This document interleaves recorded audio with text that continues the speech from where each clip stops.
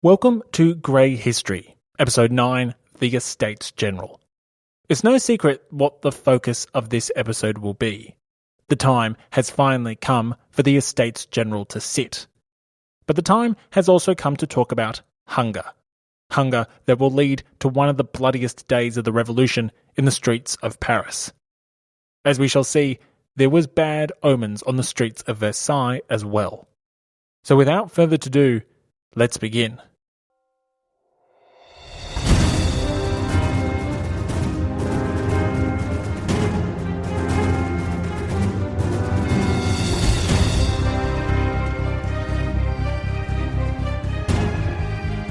Welcome to Grey History.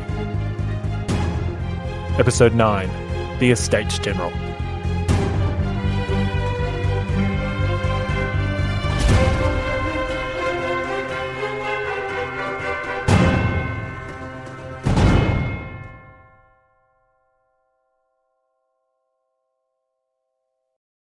I'm the kind of person who gets hangry. I get real bad hanger. For those of you that don't know what hangry is, it's when you get angry because you're hungry. In my case, it makes a normally laid-back and easygoing guy a bit snappier, a bit more impatient, and a bit more focused on one singular objective: getting food. Before long, acquiring food becomes my single unquestioned purpose, a goal that consumes me until I consume it. But one thing I find comforting about this Labrador-like flaw of mine is that I'm not alone in my quest for food. Hunger may be a burden, but it is a burden not restricted to me, myself, and I. While the word hangry might be a relatively new one, the concept of hungry people becoming angry people is certainly not. Indeed, the combination of hunger and anger is often a key component to revolutions. And while we haven't discussed it so far, it is indeed time to talk about just how hangry the people of France were as the Estates General approached. France was no stranger to hunger. In 1785, more than 3 years before the events we've been discussing, John Adams travelled throughout France and noted the traumatic conditions of the French countryside. In a letter to Thomas Jefferson on the 22nd of May, Adams wrote, "The country is a heap of ashes. Grass is scarcely to be seen, and all sorts of grain is short, thin, pale, and feeble, while the flax is quite dead." He went on to write, "I pity this people from my soul." The next day, Adams continued,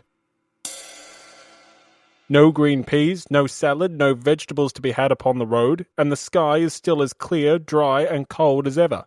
The flocks of sheep and herds of cattle stalk about the fields like droves of walking skeletons."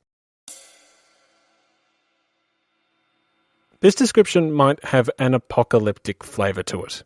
The images of skeletons walking a wasteland might conjure visions of a dystopian sci-fi film or one of the best video games of all time. But this hardship, this suffering that John Adams describes in 1785 was nothing compared to the calamity the French people endured in 1788 and 1789.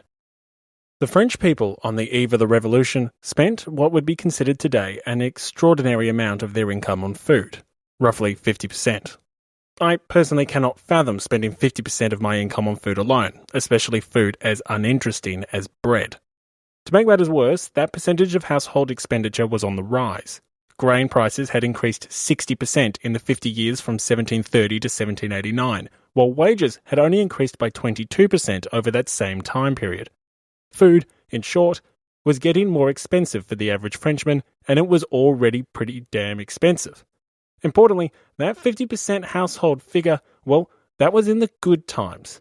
1788 was not a good time.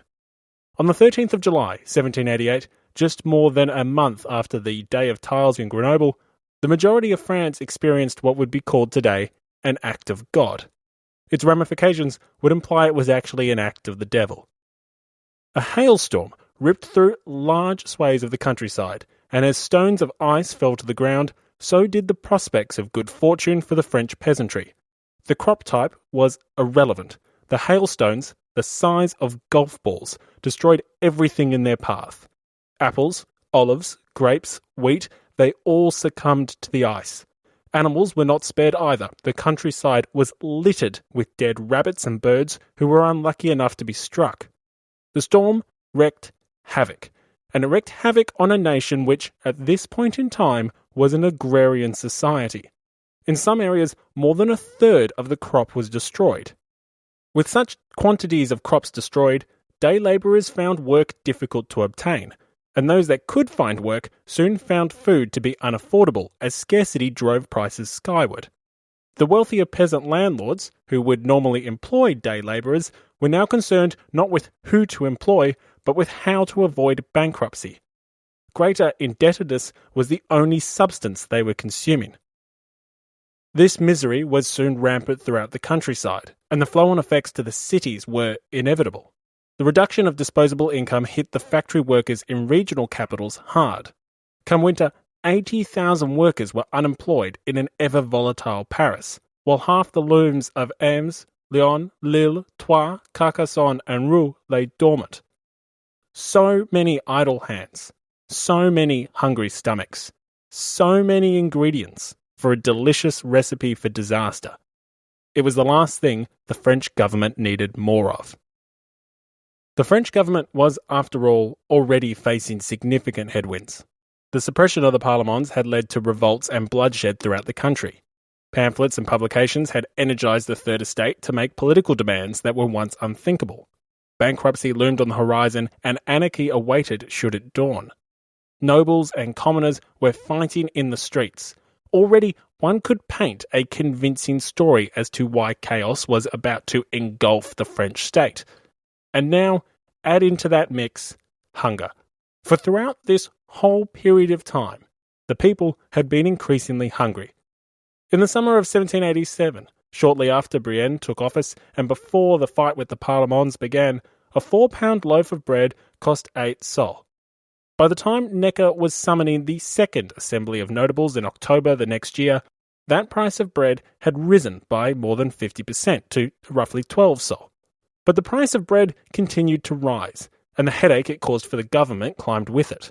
It would rise to 15 sols by February thanks to the winter of 1788-1789, one of the harshest in living memory.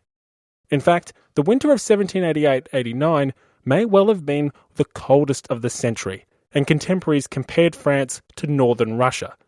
It was so cold that wine bottles literally exploded in people's basements. Such an environment meant that food was not the only commodity rapidly rising in price. Firewood and other necessities exponentially increased as well. Mirabeau, a noble who was to be elected as a delegate for the Third Estate, noted the following as he travelled throughout the countryside in January 1789. People are starving to death with wheat all around them, for want of flour. All the mills are frozen. Can you imagine that? People dying not because there was no wheat, but because the rivers were frozen solid. Without running water, the mills were inoperable and wheat couldn't be turned into flour. That's almost like people dying because they don't have a can opener to open up their can of beans. They were so close to basic sustenance, and yet so far. It was in these dark conditions that the people of France were writing their list of grievances, were clashing with the nobility, were flouting royal authority. It was also in these miserable conditions that they were becoming ever more political. Publications continued to circulate at an increasing rate. In the 7 months between May and December 1788, roughly 1,500 political pamphlets had been circulated throughout the nation. In the first 4 months of the new year, that figure had nearly doubled, up to 2,600. As the misery of the winter of 1788-89 gripped the common Frenchman, as royal authority waned, as the debate over the Estates General's voting procedures waged on, the French people were exposed to a greater and greater amount of political material. Material that continued to define the Third Estate as the nation. Material that continued to define many in the noble classes as nothing but parasites. Material that called for radical and uncompromising change. Luckily, change was on its way. The Estates General was just months away. No one knew how it would vote, but everyone seemed to know that positive change would come of it. And that was the problem. According to the common people, the Estates General would solve every issue under the sun. Everything from taxation inequality to the bankruptcy to ministerial despotism to the mismanagement of government affairs. Even the issue of food scarcity would be fixed. Supposedly. Like Necker, the Estates General had been assigned so much hope. Too much hope. It was said to be the saviour of the people from these dark and turbulent times.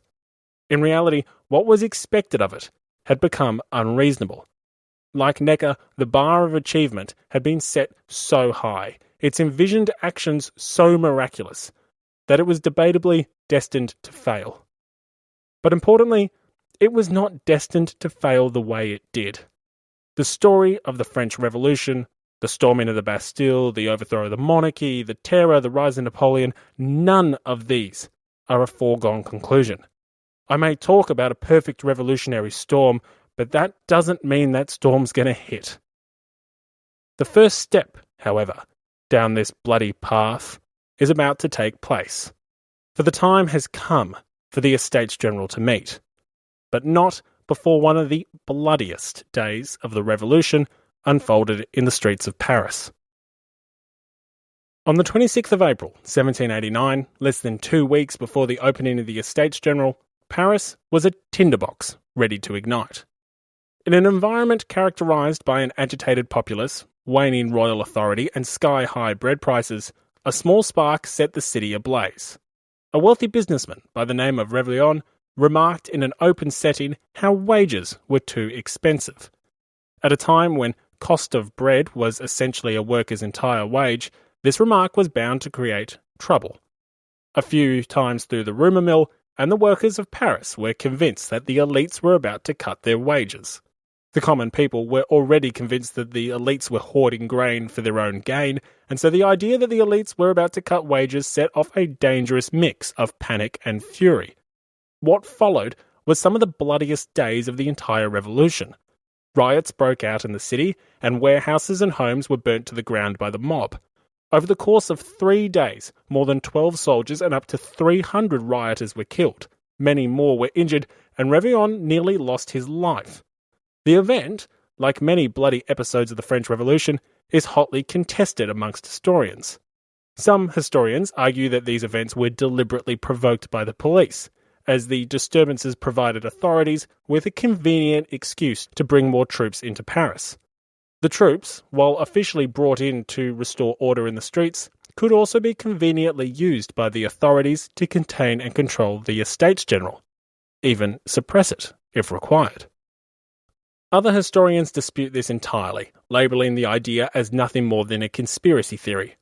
I must admit, I too find the idea rather a tinfoil hat-esque. For other historians, the Rebellion riots offer a snapshot of the violent and barbaric beast that was the Parisian mob, a glimpse into the people's truer, darker nature once they were let off the leash, an appetizer for the main course of bloodthirsty mob rule that is to come, aka the September massacres. Irrelevant of whether the cause was a court conspiracy or a simple remark by a well-known employer, the Rebellion riots put something beyond doubt. Paris was a powder keg, just waiting for a match. The impending explosion of built-up tension in Paris would have to wait, however. The time had come for the Estates General. All grand events require a grand opening ceremony, but in the pomp and pageantry of the old regime, the grand opening ceremony required its own grand parade. On the 4th of May 1789, the day before the official opening ceremony, a grandiose procession was held throughout the streets of Versailles. If the blood-stained cobblestones of Paris were not a bad omen for the Third Estate and the Estates General more broadly, then perhaps this parade, gracing the cobblestones of Versailles, was. The deputies of each of the estates walked to the Church of St. Louis for Mass. As they walked through the streets, they were cheered and praised by onlookers wishing their new delegates the best. The Estates General was, after all, the body which would rid France of all its woes, the institution that would remedy the nation's current burdens, the assembly that could not possibly meet the expectations set for it. The people were ecstatic to see it finally getting underway. Above the cheering bystanders, decorative tapestries hung from the windowsills, and trumpets heralded the body's movements. The parade was certainly an event to behold. But for the deputies for the Third Estate, the event left a bitter taste in their mouths. The parade, and the mass that followed, was conducted in a way which reflected their inferior status in old regime France. The nobility walked in formal dress. Their garments, a combination of rich silks, lace, feathers, mirrored the beautiful tapestries on the windowsills and befitted the grand ceremonies of the royal court. The higher clergy were also dressed for the occasion. They had donned their elegant pontifical vestments, the bold colours and marvellous intricacies of their garments highlighting their status in God's earthly bastion. For the Third Estate, however, there would be no such colour, no such display, no such pride in their status or their origin. They would not be permitted to wear things that showed their wealth, their power, their community, or their status as representing some 98% of the nation. They were instructed instead to wear something that fitted their role in society. And as, up until this point in time, the Third Estate had no role in society, at least officially, they wore black. Black gowns, black three-cornered hats, and white neckties.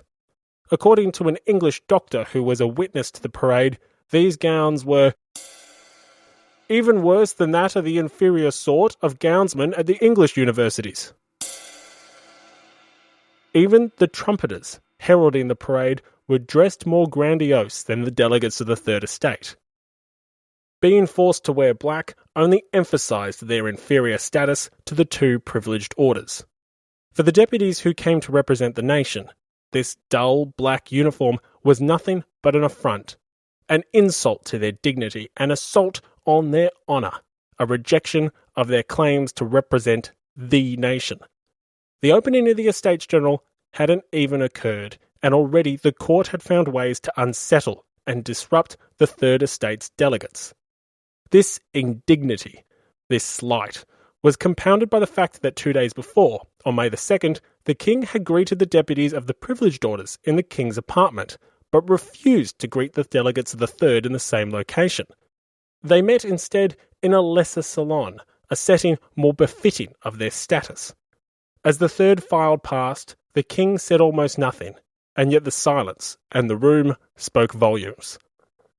The deputies of the Third Estate all knew the insults that had been paid to them and their common folk constituents. The Estates General hadn't even commenced, and it was already off to a poor start. Historian Simon Sharma records the importance of these events. The opening of the Estates General was treated not like a public occasion in which rank would be dissolved into patriotic duty, but as an extension of court ceremony. Instead of being inclusive, it was exclusive. Instead of opening up space, it closed it off. Instead of reflecting the social reality of late 18th century France, in which station was actually eroded by property and culture, it asserted an anachronistic hierarchy. He goes on to say, the consequence of all of this was to ensure that the form of the Estates General was at war with its substance. The more brilliantly the first two orders swaggered, the more they alienated the Third Estate and provoked it into exploding the institution altogether. From the beginning, they were stung by gratuitous slights. If the Rebellion riots did not provide a bad omen for the things to come, the divisions highlighted in the customs of the opening events of the Estates General certainly did. If the court was going to insist on the continuation of distinction of orders, the question that remained laid with the Third. Would they permit this distinction? Would they allow the privileged orders to remain just that, separate from the nation and privileged in that separation? Or would they insist upon a united nation, on a united Estates General, on an Estates General that voted by head rather than by order?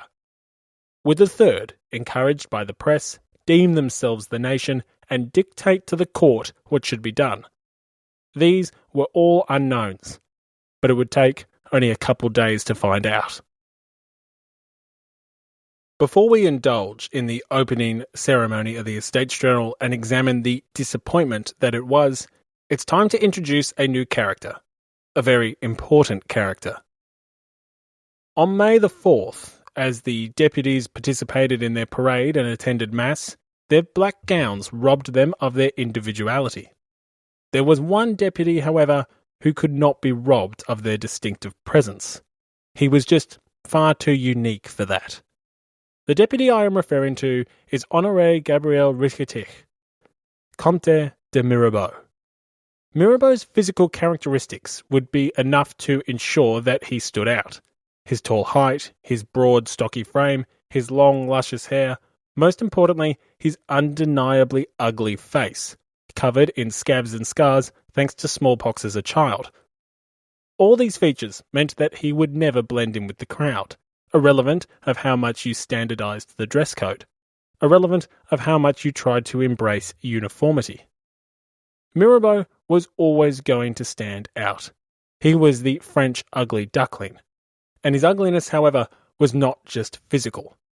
While Mirabeau could be recognized by his distinctive physical features, he was known in the first place due to his distinctive reputation. A nobleman, he had been shunned by his own kind and embraced by the people of the Third Estate instead. Known as a womanizer who would sleep with all who would let him, he was perceived by many in the Second Estate to be a man without morals, scruples, and manners.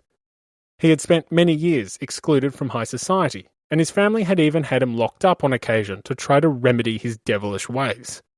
But for all his flaws, for all his rude behaviour, his confrontational and aggressive style, the wayward noble did have some redeeming qualities. He was intelligent, a capable orator, and most of all, intent on using these skills to remedy the injustice he saw throughout France. The fact that his own order was so keen to despise and exclude him only reinforced his affection for the Third. And, if I take a cynical angle, the wealth, power, and women he could gain for being their champion probably helped to reinforce his affection for the Third too. In fact, that was definitely a motivating factor. All heroes have vices, and Mirabeau had no shortage of them. Anyway, we digress. It wasn't just the nobles who kept him at arm's length. His fellow deputies were wary of him too. As he sat down on a bench for the opening ceremony of the Estates General, his fellow deputies from the Third scattered. Those in front of him moved further away, as did those behind him. While he was popular in some segments of the Third Estate, his reputation certainly left him isolated in Versailles.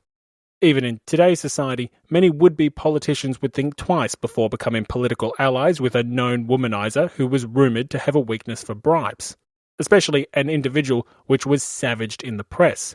A royalist newspaper had described him as a mad dog.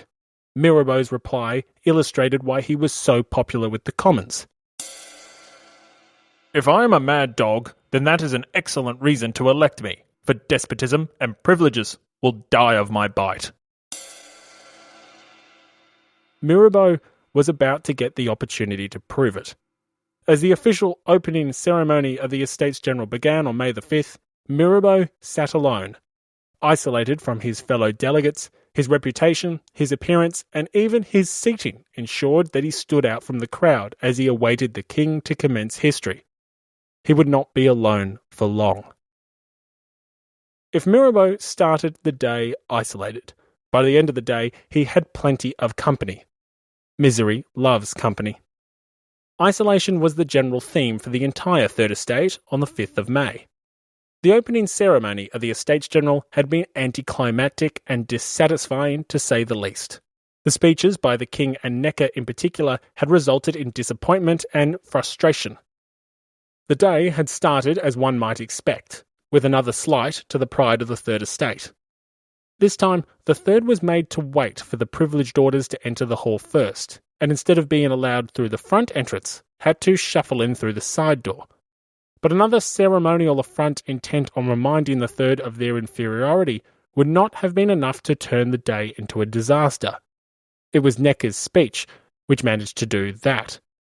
The king had spoken first, opening the Grand Estates General and welcoming the deputies before him. As highlighted by the list of grievances written in the prior months, the king's popularity was genuine, seen repeatedly as spontaneous applause peppered his speech. This applause came not only from the privileged orders, but from the Third Estate as well. The king's speech, however, was not the speech the Third had been eagerly anticipating. Sure, he was their monarch, but he was not their messiah. The person who miracles were expected of was Necker, and this was the day it became apparent to some future revolutionary leaders that far from being a messiah, Necker was merely a minister, and potentially one out of his depth. Necker's speech was, in short, a disaster. Instead of a rousing, inspiring pep talk designed to unite the orders into common purpose and push through his own agenda, Necker's speech dragged on for more than 3 hours. In it, he defended his reputation, which had been slandered by Cologne back during the original Assembly of Notables. Eventually talking about the country instead of himself, he noted the challenges facing the nation. But most importantly, and perhaps most unfortunately, he focused on delivering a complex, detailed, and outright boring account of the nation's chaotic finances, and the deficit which now sat at 280 million livres. Necker, however, did not have the voice that could last for more than 3 hours in this long hall, with more than a couple thousand people packed into it. Instead, the secretary of the Royal Committee of Agriculture did most of the reading after about 30 minutes. To some in the room, it was clear Necker had missed an opportunity. Instead of uniting the orders, they remained separate. Instead of energising the Third Estate and bringing their soon-to-be leaders on side with messages of a future constitution, no such inspiration was dispensed. Not even a clear, distinct royal agenda was delivered, meaning the burning questions of taxation, inequality, and privileges for the first two orders were left unanswered. Necker's speech was a cluster of words which inspired no one and aggrieved many. Necker's own daughter was said to be holding back tears as she watched the speech unfold, all too aware of the political miscalculation of such a long-winded but ultimately hollow spectacle. Many deputies of the Third grumbled with discontent as they left the ceremony, and Mirabeau did not mix his words in his newspaper the next day. Long a Necker critic, he slammed the insufferable longers, countless repetitions, pompously uttered trivialities, unintelligible remarks, not a single principle, not one unchallengeable assertion, not one statesman-like resource, not even a major fiscal measure, no plan of recovery despite what had been announced. Not exactly a ringing endorsement for the Messiah that was meant to solve this whole mess. On May the 6th, the day after the opening ceremony, the three estates met separately to begin the process of verification. Once the three orders had conducted this verification, the Estates General could begin deliberating on various reform proposals. The process should have been easy enough. I stress should. All the estates needed to do was confirm which deputies were present and that they had been legally elected. The apparent simplicity of the verification process, however, did not prevent the whole thing from blowing up and grinding the Estates General to a complete standstill. But before we talk about just what trouble the Third got up to, we should talk about the Third themselves. Just who were the men who comprised the Third Estate's delegates?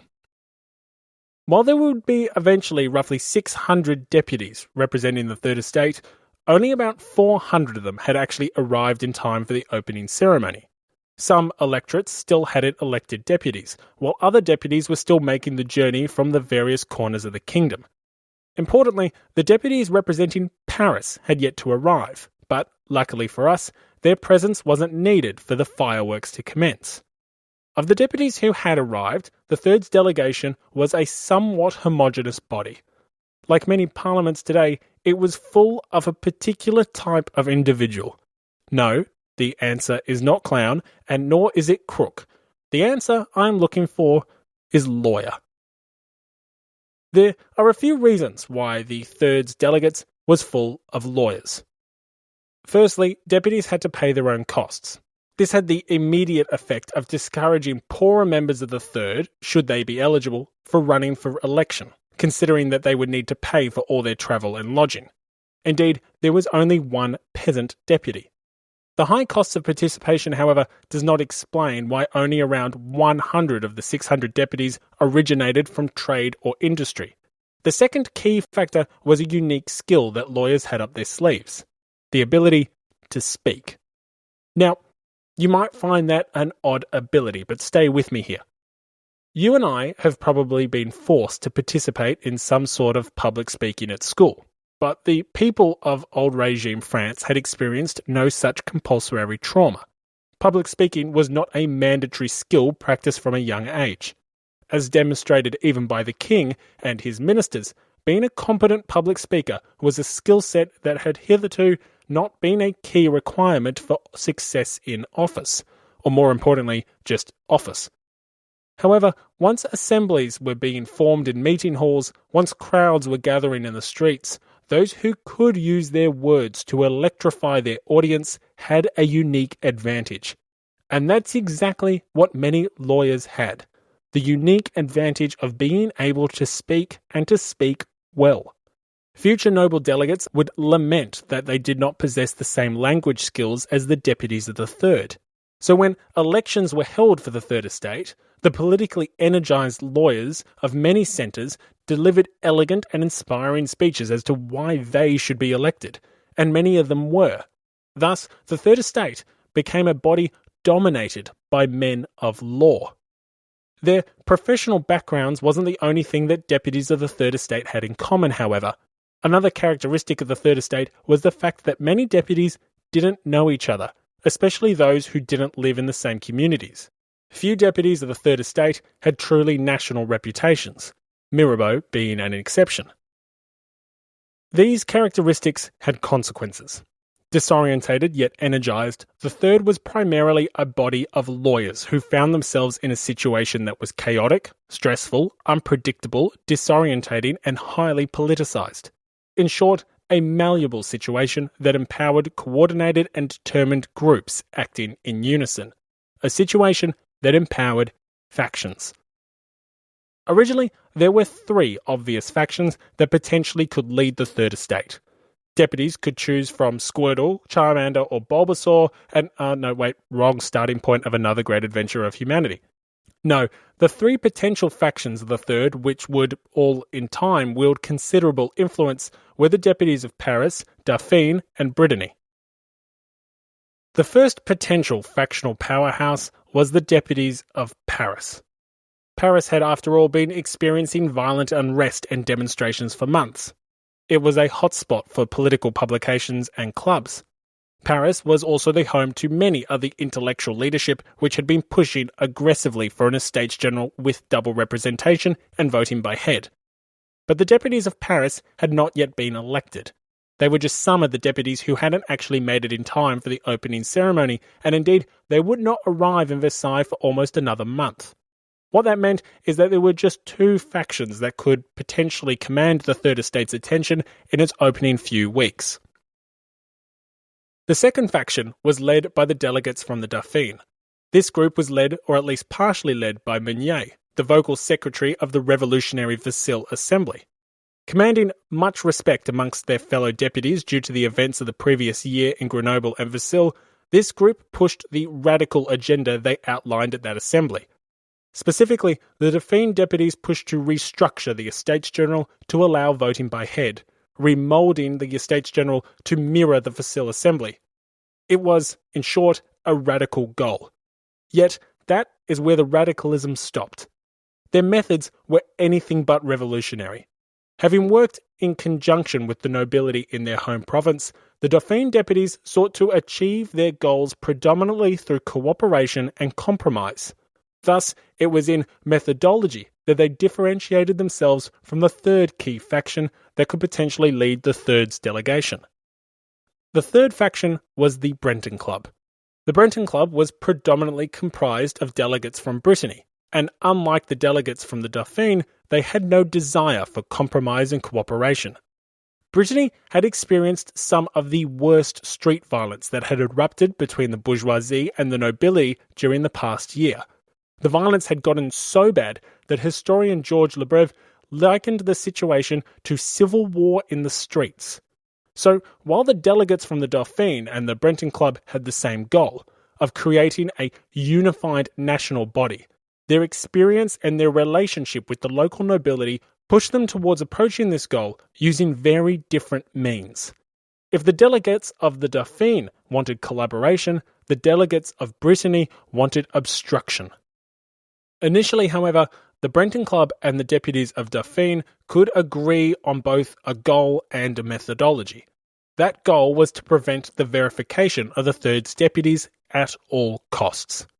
Both factions had come to the conclusion that if the Third were to conduct verification and verify their deputies independently, their opportunity for forcing voting by head would be lost. They reasoned that if verification for each order occurred separately, that process of verification would entrench the policy that the three orders should sit and vote separately as well. Thus, on the 6th of May, the day after the opening ceremony, the Third refused to do as they were told. The Third Estate refused to verify their delegates and insisted instead that they would only do so in conjunction with the other two orders. The entire Estates General would verify all its delegates, or the Third would not verify at all. Obstruction was the order of the day. The nobility was not fazed by the rowdiness or disobedience of the Third. The commoners were acting like children. That's how many blue-blooded nobles would have perceived the situation. They promptly voted 188 to 47 to remain a separate order and verify their own delegates independently. The liberally minded nobility, who were willing for the nobles to join the Third Estate, were outnumbered 4-1. The First Estate, however, was a completely different kettle of privileged fish. You may remember that there was some debate amongst historians as to why Necker called the Second Assembly of Notables. Some believe the People's Champion was not the People's Champion at all, that Necker sought legitimacy in his quest to deny the people both double representation and voting by head. Others believe, as indeed did public opinion at the time, that Necker did want those popular policies, and that the conservative and uncompromising nature of the Second Assembly of Notables had caught him off guard. When we look at the composition of the First Estate, the nature of the delegates does lend itself to those who argue that Necker was actually on the side of the common people, that he did secretly wish for the estates to vote as one unified body. Why? What subtle clue can be found in the delegation of the church? Well, Necker had ensured that parish priests and cures would be given the right to vote in the elections of the First Estate. In empowering the poorer members of the church, he fundamentally changed the electorate within the First Estate. The common priests, who lived a life in many cases similar to that of a well-off peasant, suddenly dominated the polling booths. The consequences were biblical. Instead of electing absentee bishops who were never in their bishopric and always socialising at Versailles, instead of electing members of the higher clergy who misspent tithe money and acted not like angels but demonic hedonists, the common priests elected their own.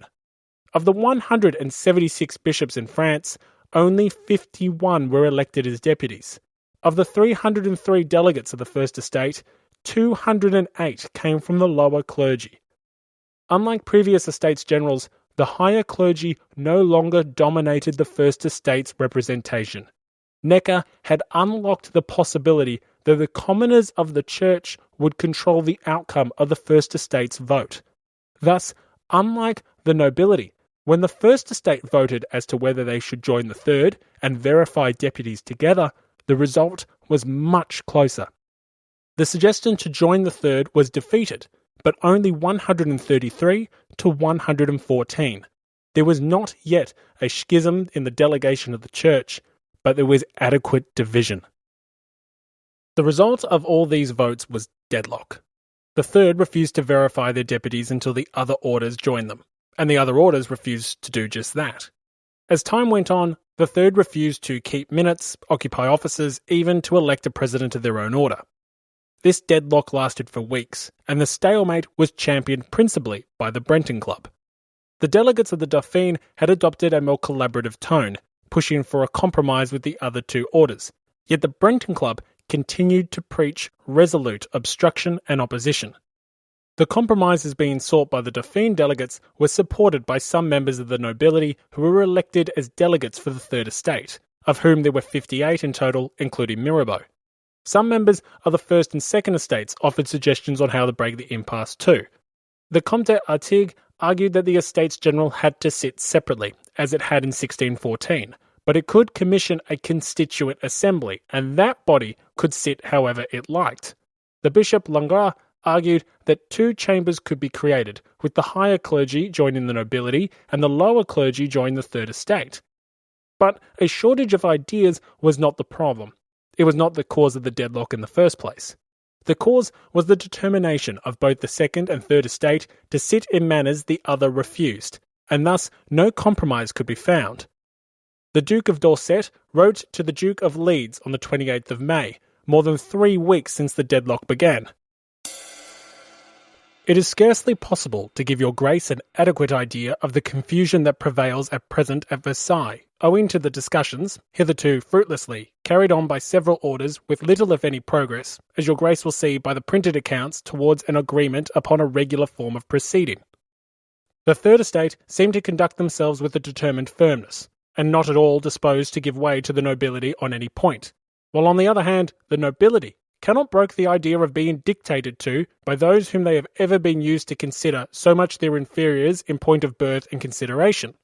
The clergy have evidently shown a desire to conciliate matters, the nature of their order forming two interests which on this occasion are incompatible, but the extreme adveteracy of the other two orders against each other has not admitted of any good effort from their efforts.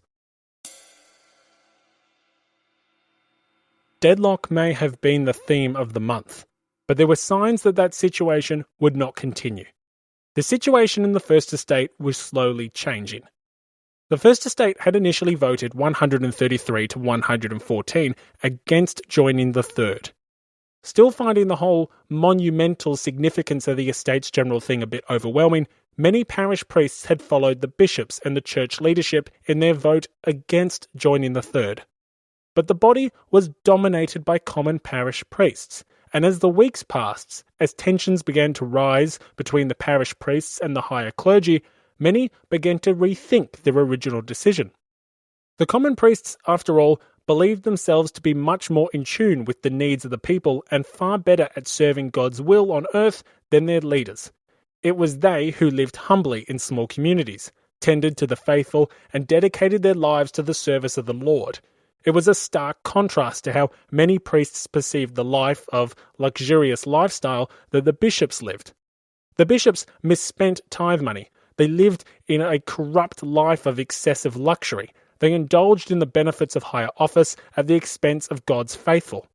Remember our friend, the Archbishop of Strasbourg, who earned 1,500 times a year what a curé would have earned? That kind of income inequality was bound to result in hostility. As the deadlock continued, as the tension slowly ratcheted up, the animosity became clearer by the day. Increasingly frustrated with the bishops in his order, Abbé Barberton stated, "Upon arriving here, I was still inclined to believe that bishops were also pastors, but everything I see obliges me to think that they are nothing but mercenaries, almost Machiavellian politicians, who mind only their own interests and are ready to fleece, perhaps even devour, their own flocks rather than to pasture them." If the abbey felt bad about perhaps being too harsh, he shouldn't have. The feeling of disgust was mutual. Upon being elected as a delegate alongside several parish priests, the Bishop of Luçon stated, "It is not without repugnance that I accept this commission."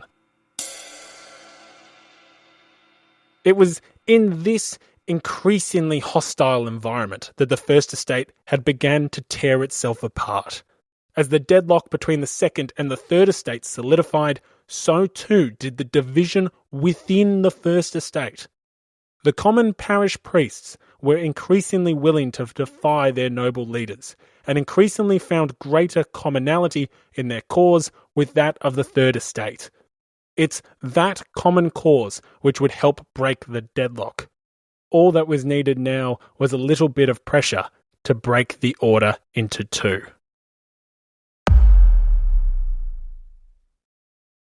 Thank you for listening to Episode 9, The Estates General. Next episode, we'll be covering what happens when the Third Estate devises a plan to break the deadlock. A plan that was highly illegal, a plan that was also highly effective. Before you go, if you've enjoyed today's episode of Grey History, well then there is something you can do to help secure more grey history. Spread the word. Tell your friends, your colleagues, your family, anyone who you think might be interested in a history podcast which explores the grey. I need all the help I can get, so if you're enjoying the show, please tell someone about it. Anyway, thank you for listening and have a great day.